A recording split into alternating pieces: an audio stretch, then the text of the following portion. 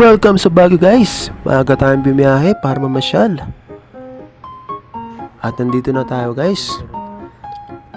Iikutin natin ang lahat at susulitin ng ilang araw natin dito sa Baguio. Dumaan tayo dito guys kasi parang merong event. Ang ganda ng lugar, saka ang dami ng tao guys oh. May mga banda raw dito, saka minsan may mga event na ginaganap. Kaya hindi po kayo maiinip. At may mga pagkain din kung sakali po na magutom kayo, kaya wag po kayong mag-aalala sa mga mahilig kumain dyan. Lakad na tayo guys para makarami tayo ng mga pasyalan. Ayun, naka-outfit pa ang person natin. Guys, pupunta tayo ngayon sa may SM Baguio. May mga bisikleta dito guys oh. Pwede kayong magrenta rito para mas ma-enjoy nyo ang inyong pong bakasyon dito.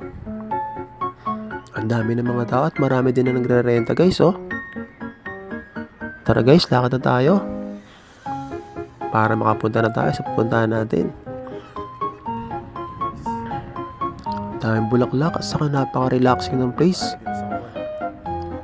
Ay, ito na yung lugar na may mga bangka kung saan pwede kayong magrenta. May mga malalaking swan na pwede nyo sakyan at talagang may enjoy nyo talaga guys. Wow, ang ganda ng lugar at malawak siya.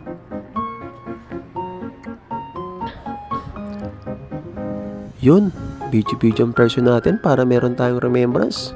Ang ganda ng lugar, saka malamig guys. Parang ang tahimik at napaka-relaxing ng lugar.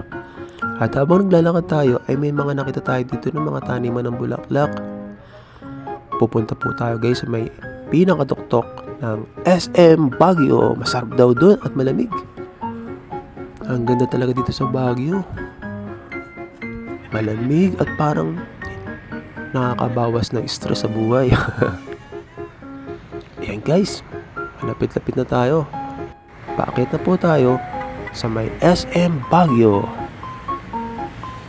Maraming sasakyan pero malinis at walang mga usok. Andito na tayo sa loob ng SM Baguio guys. Dama ko yung simoy ng hangin at yung lamig.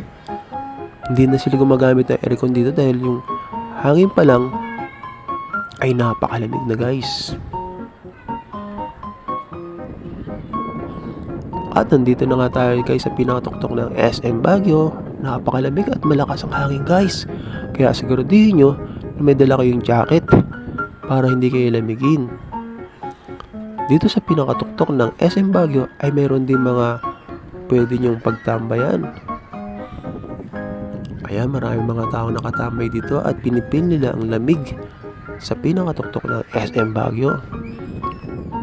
Siyempre, tamang video lang ang person. Yan guys oh, overlooking at makikita nyo lahat ang halos kabuuan ng mga papasalan nyo. May palaruan din dito guys para sa mga bata, kaya doon sa mga may kasama mga kids ay huwag kayong mag-alala. Yan guys, pauwi na tayo. At least marami-rami napuntahan natin at napasyalan. Sa susunod po ulit natin na video guys, samahan niyo po ako sa ating mga adventure. Pauwi na tayo guys. Sana sakto guys, eto ang sasakyan nila ate. Malilibre na ako ng pauwi. Yan, pamangkin ko yung nagdadrive niya guys. You know, may pasayaw-sayaw pa siya oh. At nakauwi na nga tayo guys. Relax muna dito sa likod bahay. At kape-kape habang dinadama ang lamig ng paligid. Relaxing talaga guys. God bless you guys.